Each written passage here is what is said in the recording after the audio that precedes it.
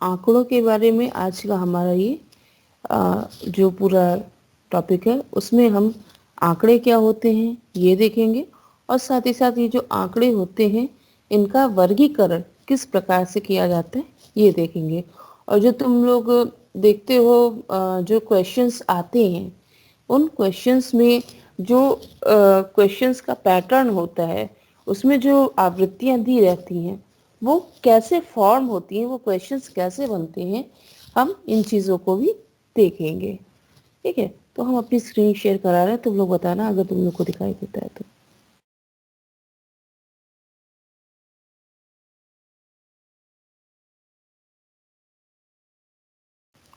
Visual है screen? Yes ma'am, show हो रही है। ओके,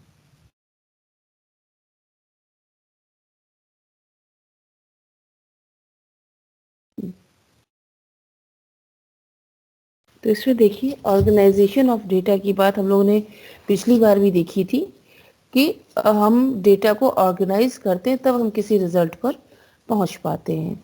और इसमें ये जो आंकड़े हैं ये क्या होते हैं, ये हैं कि अध्ययन के लिए जो भी हमारा अध्ययन का विषय है, चाहे वो किसी का प्राप्तांक हो या किसी रिसर्च के पर्पज से भी अगर हम अध्ययन कर रहे हैं, तो उस अध्ययन के लिए जो विभिन्न स्रोत और साधन हैं, हम टेस्ट ले सकते हैं, क्वेश्चनायर दे सकते हैं, या इंटरव्यू ले सकते हैं, या फिर किसी को ऑब्जर्व करके उसके बारे में कुछ चीज़ें नोट कर सकते हैं। तो जो भी हम स्रोत या साधन प्रयोग कर रहे हैं उनसे जो हमें सूचनाएं मिलती हैं या जो हमें सामग्री मिलती है, जो अंक मिलते हैं, उनको हम आंकड़े, प्रदत्त या समांक, डेटा के नाम से जानते हैं।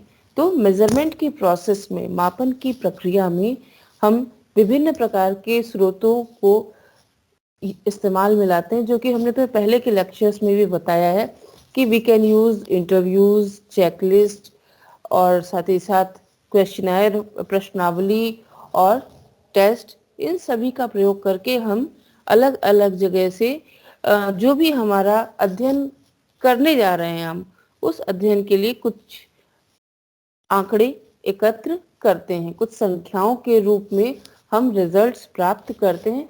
और संख्याओं के साथ साथ ये जो हमारा अध्ययन है वो केवल मात्रात्मक भी गुणात्मक भी हो सकता है। ठीक है, तो जो आंकड़ों की डेफिनेशन है वो एक मिनट,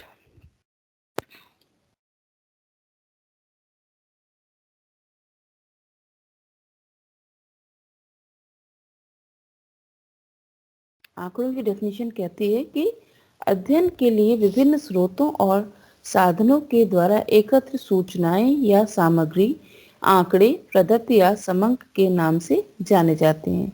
और गैरेट ने कहा कि आंकड़े वे अंक हैं जो रेटिंग, चेकलिस्ट तथा अन्य सूचनाओं के लिए एकत्र किए जाते हैं।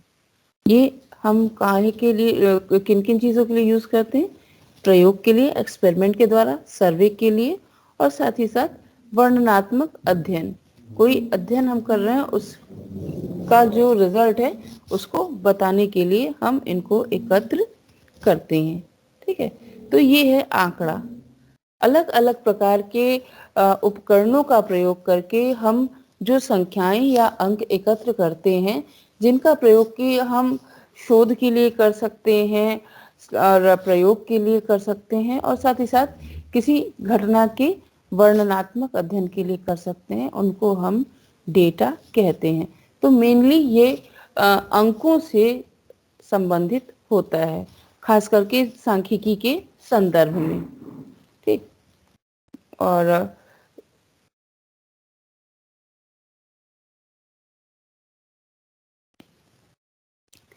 इनको व्यवस्थित रूप दिए बिना हम अध्ययन या अनुसंधान कार्य सही दिशा में नहीं कर पाते हैं। तो इसके लिए हम क्या करते हैं, हम इन आंकड़ों को व्यवस्थित कर देते हैं, और जिसको कि हम टर्म देते हैं ऑर्गेनाइजेशन ऑफ डेटा। ठीक है, इसका एग्जांपल मैंने तुम्हें पहले भी बताया था कि अगर हम घर भर के कपड़े धो करके एक साथ रख दें तो उनमें से हमें किसी एक पर्टिकुलर पर्सन का कपड़ा निकालने में समस्या आएगी, है ना। तो इसके लिए हम क्या करते हैं, हम अलग अलग लोगों का जो कपड़ा होता है उसे अलग कर देते हैं, जिससे कि हम आसानी से उनके जो भी वस्त्र होते हैं उनको निकाल पाते हैं। दिव्या, हैंड रेज किया तुमने, बताओ बेटा, कोई क्वेश्चन है?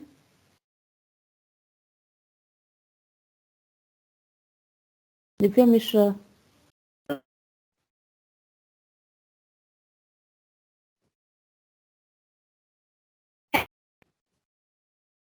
No question. ओके देन, आगे बढ़ते हैं। इतनी बात समझ में आई तुम लोगों को? Yes, ma'am. ठीक है, चलो। तो फिर हम आंकड़ों को, जिस प्रकार से हम चीजों को व्यवस्थित करते हैं, हम अपनी सुविधा के अनुसार रखते हैं। इसी तरह से जब हम घर में देखते हैं तो घर में क्या होता है, हम अलग अलग जगह सेक्शंस बना के रखते हैं। किचन में किचन का सामान, और बेडरूम में बेडरूम का सामान, हॉल जो होता है लिविंग रूम, वहां पर लिविंग रूम का सामान। अगर सारा सामान एक जगह आ जाए तो हमें ढूंढने में दिक्कत होगी। तो इसीलिए हम क्या करते हैं, अपनी चीज़ों को अलग अलग अरेंज करते हैं। और इसी तरीके से हमें डेटा भी अरेंज करना पड़ता है, जिससे कि हम आसानी से जो सूचना हमें निकालनी है उस सूचना को निकाल सकें। तो ये जो प्रोसेस होता है उसके लिए we can do the classification of data, वर्गीकरण।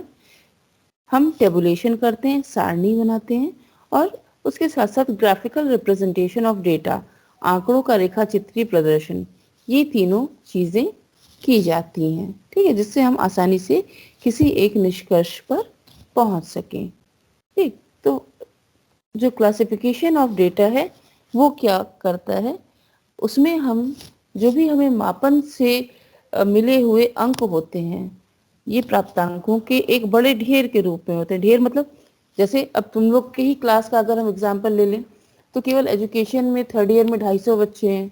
चलिए, एक तो एक जगह की बात हुई कि जगत तारण गर्ल्स डिग्री कॉलेज में 250 बच्चे हैं। ठीक है, 250 बच्चों का भी रिजल्ट तुम सीधे सीधे देखोगे तो तुम्हें नहीं समझ में आएगा। और फिर उससे आगे की बात करो, जितने यूनिवर्सिटी में तुम्हारे कॉन्स्टिट्यूएंट कॉलेजेस हैं सबको मिला करके और यूनिवर्सिटी के स्टूडेंट्स को मिला करके ये संख्या 5000 से भी एक्सीड कर जाएगी। अब अगर मान लो बीए थर्ड ईयर का रिजल्ट आता है और यूनिवर्सिटी के सारे बच्चों का रिजल्ट सामने रख दिया जाए, तो उस रिजल्ट को देख करके केवल प्योर रिजल्ट में हम अगर ये जानना चाहें किसको सबसे अधिक नंबर मिले किसको सबसे कम नंबर मिले, तो 5000 बच्चों का रिजल्ट चेक करते करते हमारा दिमाग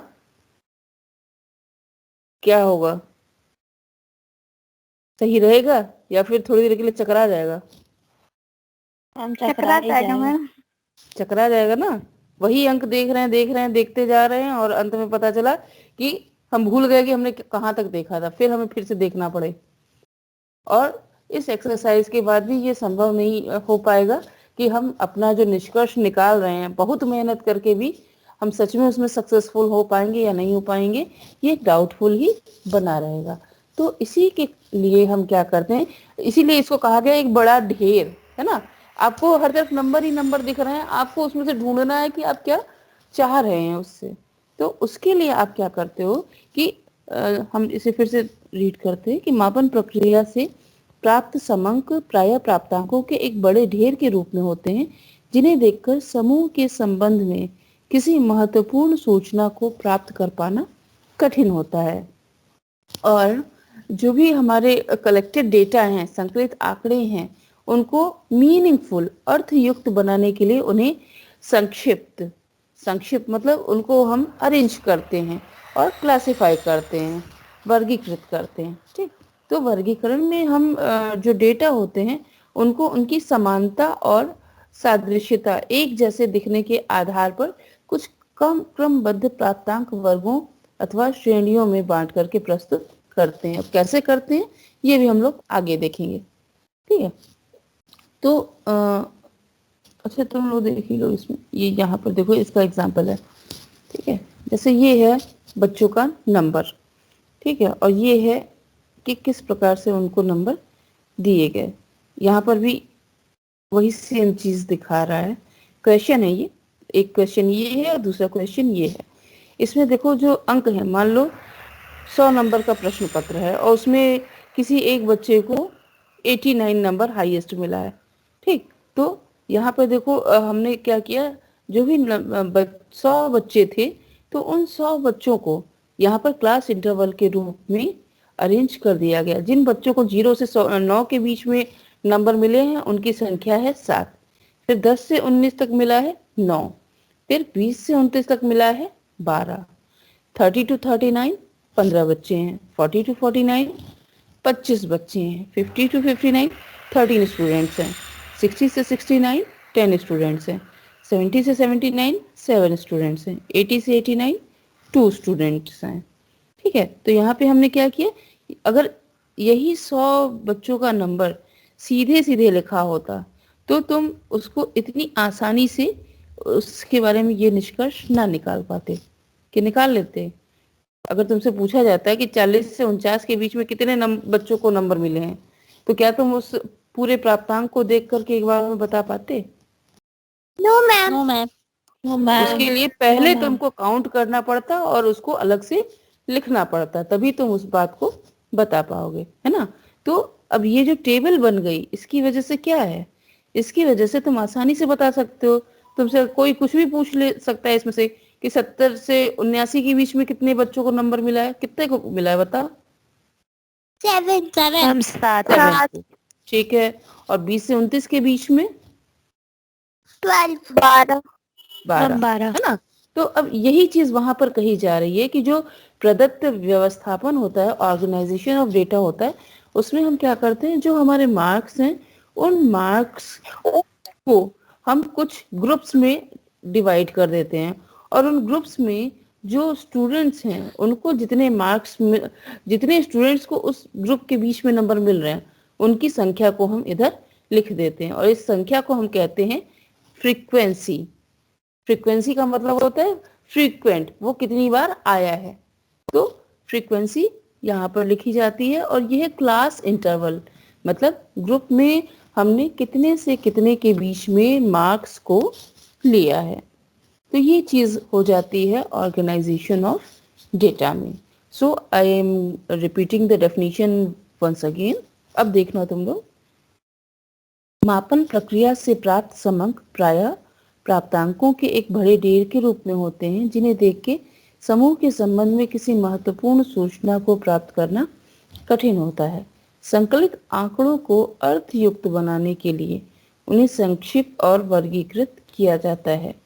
वर्गीकरण में समंकों को, डेटा को, उनकी समानता, समानता क्या है कि वो एक ही ग्रुप में आ रहे हैं, तथा सादृश्यता, अब एक ही बच्चे को मतलब जो ग्रुप है उनमें से ये भी पॉसिबल है ना कि अगर मान लो 20 से 25 के बीच में 20 से 30 के बीच में है, तो कुछ बच्चों को 25 अंक ही मिले हों तो वो एक से ही होंगे, उनको उसी ग्रुप में रखा जाएगा।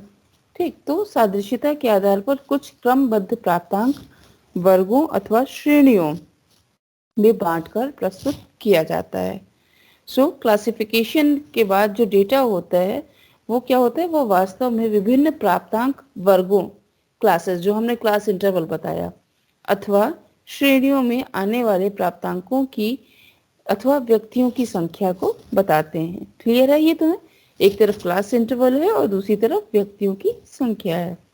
तो जो ये प्राप्तांकों अथवा व्यक्तियों की संख्या होती है, इनकी संख्या की जो आवृत्ति है, इनकी संख्या जो है उसको कहते हैं आवृत्ति या फ्रीक्वेंसी, है ना। ये जो संख्या है ये क्या कहलाती है, आवृत्ति या फ्रीक्वेंसी। ठीक है, और ये जो डिस्ट्रीब्यूशन दिख रहा है ना तुमको सामने, इसको हम कहते हैं आवृत्ति वितरण।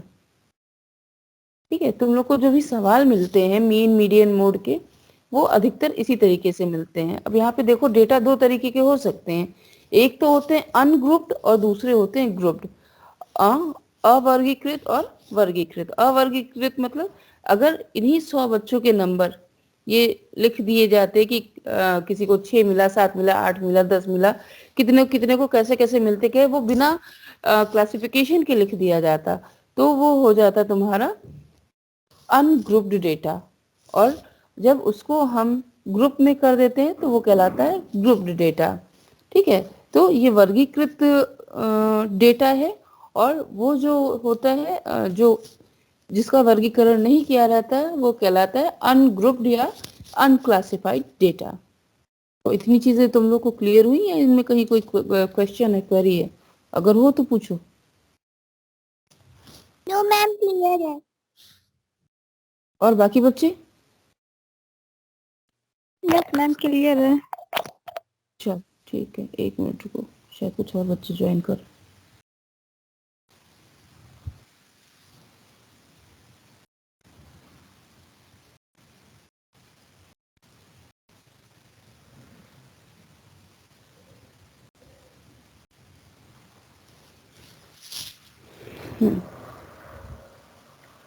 तो समंकों को वर्गीकृत करने से तात्पर्य ये है कि हम उन्हें आवृत्ति वितरण के रूप में प्रस्तुत कर रहे हैं। एक तरफ क्लास इंटरवल लिखेंगे, वर्ग अंतराल, और दूसरी तरफ हम देंगे फ्रीक्वेंसी या आवृत्ति कि एक वर्ग अंतराल के अंदर कितने बच्चे आ रहे हैं।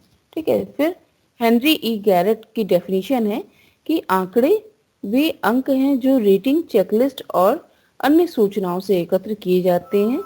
ये प्रयोग, सर्वेक्षण अथवा वर्णनात्मक अध्ययन हेतु एकत्र किए जाते हैं। पढ़ा रही हैं? कौन पूछ रहा है ये प्रश्न? मैं कौन सा टॉपिक पढ़ा रही? मैम देर से क्लास ज्वाइन की है। अरे नाम बताओ बेटा अपना। मैम शिफाली। शेफाली। टॉपिक वही है, डेटा एंड इट्स क्लासिफिकेशन, जिस नाम से क्लास शेड्यूल की गई है। Okay ma'am, thank you. तो अभी तक हमने डेटा के बारे में बता दिया और ये भी बताया कि उसका क्लासिफिकेशन कैसे किया जाता है। अब इसमें आप ये देखिए कि वर्गीकरण के क्या क्या प्रकार हो सकते हैं। ठीक है, तुम लोगों ने अभी जो आंसर किया था हमको कि ये समांक क्या होते हैं, उसमें तुम एक टर्म आया था ना, गुणात्मक डेटा और मात्रात्मक मापन और गुणात्मक मापन। तो जो ये मात्रात्मक मापन है वो हम मात्रा में देखते हैं, नंबर्स के रूप में देखते हैं, और जो गुणात्मक मापन होता है वो गुण के आधार पर उसको रखा जाता है कि किसी वस्तु का गुण क्या है, उसको हम गुणात्मक मापन में इंक्लूड करते हैं। तो ये किसी का फोन म्यूट करो सब अपना।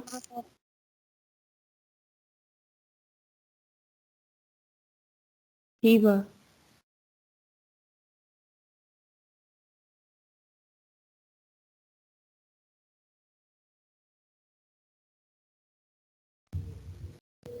ठीक है। तो यहाँ पे देखिए वर्गीकरण के प्रकार। वर्गीकरण करने के दो तरीके होते हैं। पहला जो होता है वो होता है गुणात्मक वर्गीकरण या क्वालिटेटिव क्लासिफिकेशन। दूसरा होता है मात्रात्मक वर्गीकरण या क्वांटिटेटिव क्लासिफिकेशन। तो जो गुणात्मक वर्गीकरण है उसमें हम जो क्लासिफिकेशन का बेसिस होता है वो होता है गुण। ठीक, तो जब गुण के आधार पर क्लासिफिकेशन किया जाता है तो उसको कहते हैं गुणात्मक वर्गीकरण, और इसमें जो वेरिएबल होता है वो गुण होता है। इसका एग्जाम्पल क्या है? बुद्धि। ठीक है, अगर मान लो हम आईक्यू टेस्ट ले रहे हैं और उसके आधार पर जो उच्च समूह वाले हैं उनको अलग रख रहे हैं और जो निम्न समूह वाले हैं उनको अलग रख रहे हैं, तो यहाँ पर क्या होगा, ये बुद्धि का जो गुण है उसके आधार पर हम उसका वर्गीकरण कर रहे हैं। ठीक है, एक तो टेस्ट लेकर होता है, दूसरा एक और चीज होती है कि हम जो ऑब्जर्वेशन है हमारा उसके आधार पर भी क्लासिफिकेशन कर देते हैं। जैसे क्लासरूम में जब टीचर पढ़ाता है तो वो ये देख लेता है कि हाँ कौन सा स्टूडेंट है जो अपने स्टडीज में अच्छा है, कौन स्पोर्ट्स में अच्छा है, कौन ऐसा है जो एक्स्ट्रा करिकुलर एक्टिविटीज में अच्छा है। तो वहां पर वो गुण के आधार पर वर्गीकरण बच्चों का कर लेते हैं। ठीक है, और इसके अलावा लिंग के आधार पर महिला है, पुरुष है, जो ये हमारा मेन वर्गीकरण है, तो महिला और पुरुष इनमें हम करते हैं। अब इसमें हम मात्रात्मक वर्गीकरण नहीं लगा सकते, कौन कितना महिला है या कितना पुरुष है ये हम डिसाइड नहीं कर पाएंगे, या तो महिला है या तो पुरुष है। इसी तरह से निवास स्थान है, ग्रामीण है, शहरी है। ठीक, जो गांव में रह रहा है वो ग्रामीण है, जो शहर में रह रहा है वो शहरी है। तो ये होते हैं बैकग्राउंड वेरिएबल्स। और इसी के साथ साथ जो सामाजिक आर्थिक स्तर है, कुछ लोग निम्न सामाजिक आर्थिक स्तर के होते हैं, जिनका कि जो आर्थिक कंडीशन है वो उतनी अच्छी नहीं होती, और कुछ लोग होते हैं उच्च आर्थिक स्तर के होते हैं, जिनके घर के परिवार की जो आर्थिक स्थिति है वो अच्छी होती है। तो ये गुण के आधार पर यहाँ पे वर्गीकरण किया जा रहा है, और ये कहलाता है गुणात्मक वर्गीकरण। ठीक, फिर उसके बाद ये 3 तरीके के हो सकते हैं। एक है वन वे क्लासिफिकेशन। अब इसमें देखिए वन वे में क्या है, केवल लिंग के आधार पर यहाँ पर क्लासिफिकेशन किया जा रहा है, जो आपके सामने एग्जाम्पल है। ठीक है, छात्र हैं और छात्राएं हैं। कुल विद्यार्थी 100 हैं, जिनमें से 60 छात्र हैं और 40 छात्राएं हैं। तो एक मार्गी वर्गीकरण वन वे क्लासिफिकेशन किसी एक गुण के आधार पर वर्ग में बांटा जाएगा, तो इसको कहेंगे हम एक मार्गी वर्गीकरण। ठीक, तो लिंग के आधार पे लड़का या लड़की, ये एक मार्गी है, इसमें केवल एक ही गुण के आधार पे वर्गीकरण किया जा रहा है। और इसी तरह जब हम आगे बढ़ते हैं तो द्विमार्गी वर्गीकरण जो होता है, जब समूह को 2 वेरिएबल्स के आधार पर बांटा जाता है तो उसको द्विमार्गी वर्गीकरण कहते हैं। ठीक है, अब इसमें क्या है एग्जाम्पल तुम्हारा कि 100 विद्यार्थियों को, यहाँ तो हम केवल लिंग के आधार पर देख रहे हैं, जब इन्हीं को हम ग्रामीण और शहरी के भी आधार पर डिवाइड कर देंगे तब देखो ये वर्गीकरण कैसे हो जाएगा। इधर देखो, ये है ना क्षेत्र और लिंग के आधार पर वर्गीकरण। तो क्षेत्र क्या है, शहरी है, ग्रामीण है। छात्र 30 जो है वो शहरी छात्र हैं, 30 ग्रामीण छात्र हैं। इसी तरह से बच्चियों की संख्या जो है उसमें 20 लड़कियां शहरी क्षेत्र से हैं और 20 जो हैं वो ग्रामीण क्षेत्र से हैं। तो यहाँ पे कुल छात्रों की संख्या 60 हो गई और जो छात्राएं हैं उनकी संख्या 40 हो गई। अब यहाँ पे देखो कुल शहरी जो है वो 50 है, ग्रामीण 50 हैं, और यहाँ 60 और 40 100 हुए, ये 50 और 50 100 हुए। क्लियर है ये टेबल? कहीं कोई क्वेश्चन तो नहीं है इसमें? मैम ये पिक्चर क्लियर नहीं है। बिल्कुल नहीं दिख रही है? तो मैम बहुत धुंधली धुंधली टाइप। अच्छा सुनो मेरी बात, अगर ये धुंधली दिख रही है तो तुम लोग सुनो सुनो, तुम लोग अपनी किताब खोल करके देखना, जो बात हम बता रहे हैं वो चीज तो समझ में आ रही है ना? Yes ma'am. हाँ, तो इसी बात को दिमाग में रखते हुए अपनी किताब खोल करके देखना, उसमें तुम्हें मिलेगा। यहाँ हम केवल तुम्हें इतना बता रहे हैं कि एक मार्गी वर्गीकरण में किसी एक गुण के आधार पर हम वर्गीकरण करते हैं, और जब हम 2 वे क्लासिफिकेशन करते हैं तो वहां पर जो वेरिएबल्स होते हैं वो 2 होते हैं। ठीक है, अब इसको केवल इतना समझ लो कि जब हम एक साथ किसी ग्रुप को उसके जो जेंडर है उसके आधार पर और साथ ही साथ उसके जो निवास स्थान है उसके आधार पर जब हम बांटेंगे तो वो जो होगा वो शहरी और ग्रामीण तथा ये आपका छात्र और छात्रा, इसके आधार पर वो स्लाइड शो। अब कुछ बड़ा हुआ? नो मैम नहीं दिख रहा। मैम दिख नहीं रहा है। एक मिनट, इससे बड़ा तो होगा भी नहीं। यस मैम, मैम आप क्लियर है। मैम दिख रहा है थोड़ा थोड़ा। चलो थोड़ा थोड़ा देख लो, बाकी अपनी किताब में देखना। उसको खोलोगे तो लोगों को समझ में आ जाएगा सीधे। और तीसरा होता है मल्टी वे क्लासिफिकेशन, बहुमार्गी वर्गीकरण। इसमें हमने देखिए यहाँ पे जो एग्जाम्पल हमने लिया है उसमें क्या हुआ है कि शहरी और ग्रामीण लिए हैं, छात्र और छात्राएं लिए हैं। उसके बाद जो बच्चे हैं उनमें जो कैटेगरी होती है ना, सामान्य और एससी, उसके आधार पर भी विभाजन कर दिया गया है। तो अगर विद्यार्थी जो हैं उनमें शहरी और ग्रामीण 30 छात्र 30 छात्राएं, और साथ ही साथ जो आपके छात्र हैं वो छात्र जो सामान्य और एससी छात्रों में जब बांटे जाएंगे तो वो क्लासिफिकेशन जो होगा वो बहुमार्गी वर्गीकरण कहलाएगा। इसलिए क्योंकि इसमें 2 से अधिक गुणों या चरों के आधार पर हम वर्गीकरण कर रहे हैं। तो जब एक गुण के आधार पर, एक चर के आधार पर। चर वो होता है जो वैरी करे, है ना, जो बदलता रहे। तो एक गुण के आधार पर जब हम वर्गीकरण करेंगे तो वो कहलाता है एक मार्गी वर्गीकरण। दो के आधार पर करेंगे तो द्विमार्गी वर्गीकरण, और जब उससे ज्यादा करेंगे तो बहुमार्गी वर्गीकरण। तुमको यहाँ पे जो मेन बात समझनी है वो केवल इतनी है कि ये गुणात्मक वर्गीकरण का क्लासिफिकेशन है। जो गुणात्मक वर्गीकरण होता है वहां हम गुण के आधार पर वर्गीकरण करते हैं। और दूसरा जो है वो है मात्रात्मक वर्गीकरण। मात्रात्मक वर्गीकरण में जो भी डेटा होता है, जो हम लोग अंकों की बात करते हैं ना, अंक मात्रा दिखाता है ना कि 50 में से कितना मिला, 20 मिला, 30 मिला, 40 मिला, 45 मिला, 50 मिला, वो हमें मात्रा बता रहा है ना। तो यहाँ पर जो मात्रात्मक वर्गीकरण की बात होती है, हम यहाँ पर जो प्राप्त आंकड़े होते हैं, उन आंकड़ों या संख्याओं को हम उनके मान के आधार पर वर्गीकरण करते हैं। ठीक है, तो जब प्राप्त आंकड़ों का मान संख्या के रूप में होता है तो वर्गीकरण उनके गणितीय मान के आधार पर किए जाते हैं। जो अभी हमने तुम्हें एग्जाम्पल दिखाया कि 20 से 30 के बीच में कितना मिल रहा है, 30 से 40 के बीच में कितनों को मिल रहा है, 40 से 50 के बीच में कितने लोगों को मिल रहा है। तो ये जो चीज होती है, ये वर्गीकरण जो है वो गणितीय मान के आधार पर किया जा रहा है। और शिक्षा और मनोविज्ञान के कुछ गुण को संख्यात्मक मान दिया जा सकता है। बुद्धि को भी आईक्यू टेस्ट करके हम एक स्कोर दे देते हैं। तो जो भी सांख्यिकी है इसमें क्वांटिटेटिव जो चर हैं ज्यादातर इन्हीं का प्रयोग किया जाता है। ठीक है, और इनको मात्रात्मक रूप में परिवर्तित करके तभी हम अध्ययन कर पाते हैं। तो ये चीज थी कि गुणात्मक वर्गीकरण क्या होता है और मात्रात्मक वर्गीकरण क्या होता है। गुणात्मक जहाँ हम गुण के आधार पर वर्गीकरण कर रहे हैं, और मात्रात्मक जहाँ पर हम मात्रा के आधार पर वर्गीकरण कर रहे हैं। इसका डेली लाइफ का एक सामान्य सा एग्जाम्पल समझना चाहो तो तुम लोग ये समझ सकते हो, जैसे हम लोग बात करते हैं चावल की। ठीक है, चावल, तो चावल तुम लोग खुद भी देखते हो कि कई तरीके के होते हैं, कई वैरायटी होती है ना। चावल की कई सारी वैरायटी होती है, कुछ महंगे Yes, होते ma'am. हैं, कुछ सस्ते होते हैं, ये भी जानते हो। कोई कोई चावल होता है जो तो 200-300 रुपए किलो भी होता है, और कोई होता है जो 20 रुपए 30 रुपए में भी होता है ना। Yes ma'am. Yes, ma'am. तो अब बच्चों देखो, जैसा जैसा जिस चावल का प्राइस रहता है वैसा वैसा उस चावल का स्वाद और महक होती है।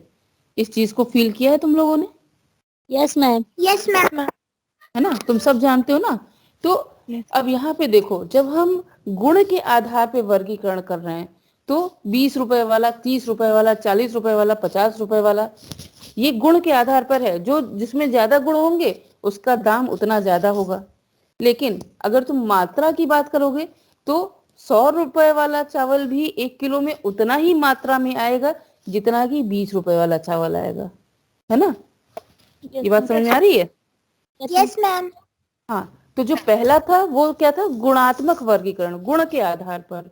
और जो दूसरा है वो क्या है, वो है आपका मात्रा के आधार पर। आप 2 किलो ले रहे हैं, 5 किलो ले रहे हैं, 10 किलो ले रहे हैं, वो आपकी मात्रा को दिखाएगा। और गुण क्या दिखाएगा कि आप सोना चूर ले रहे हैं, आप जीरा 32 ले रहे हैं, या फिर बासमती ले रहे हैं, वो गुण की बात वहां पर हो रही है। उसके आधार पर आप वर्गीकरण कर रहे हैं, है ना। तो उसी तरीके से ये जो सांख्यिकी के आंकड़े हैं उनको तुम देखो, गुणात्मक वर्गीकरण हम गुण के आधार पे करते हैं, और जो मात्रात्मक वर्गीकरण है वो हम इस आधार पे करते हैं कि जो भी हमारे अंक हैं वो मात्रा में कितने हैं। ओके, तो फिर इस टेबल को तो मैंने तुम्हें एक्सप्लेन कर ही दिया है। यहाँ पे देखो, यहाँ पे जो अंकों का प्रसार है वो शुरू हो रहा है 56 से, तो 56 57 के बीच में कितने हैं, और ये अंततः जा रहा है 70 से 71 के बीच में। तो मान लो कोई 100 नंबर का टेस्ट रहा होगा जिसमें कि बच्चों को 50 से लेकर के और 75 के बीच में अंक मिले हैं, तो इन्होंने इसको इस तरीके से अरेंज किया है। और यहाँ पर जो एग्जाम्पल है इसको तो मैंने तुम्हें पूरा बताया कि अगर एक 100 नंबर का टेस्ट है जिसमें 0 से लेकर के 89 तक बच्चों को नंबर मिले हैं, तो उसको अरेंज किया गया है और हर एक क्लास इंटरवल में जो बच्चों की संख्या है उसको इसके सामने लिखा गया है। तो ये जो अंकों का ग्रुप बनता है ये कहलाता है क्लास इंटरवल, वर्ग अंतराल, और जो ये संख्या होती है वो कहलाती है आवृत्ति। ठीक है, तो इस पूरे को हम कहते हैं फ्रीक्वेंसी डिस्ट्रीब्यूशन। अब अगली क्लास में हम तुमको ये बताएंगे कि ये फ्रीक्वेंसी डिस्ट्रीब्यूशन किस प्रकार से किया जाता है, क्योंकि तुमको जो क्वेश्चंस मिलेंगे तुम्हारे मीन, मीडियन, मोड जो भी तुम्हें पढ़ना है उन सभी में जो क्वेश्चंस मिलेंगे वो इसी फॉर्म में मिलेंगे, फ्रीक्वेंसी डिस्ट्रीब्यूशन के फॉर्म में। तो आज हमने तुम्हें डेटा के बारे में बताया है और अगली क्लास में हम तुम्हें बताएंगे फ्रीक्वेंसी डिस्ट्रीब्यूशन के बारे में।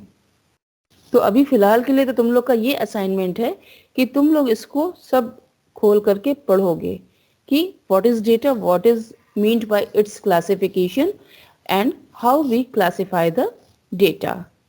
ठीक है, और उसके बाद फिर फ्रीक्वेंसी डिस्ट्रीब्यूशन को भी देखना कि फ्रीक्वेंसी डिस्ट्रीब्यूशन किस प्रकार से किया जाता है। और उसके बाद फिर जो हमारी अगली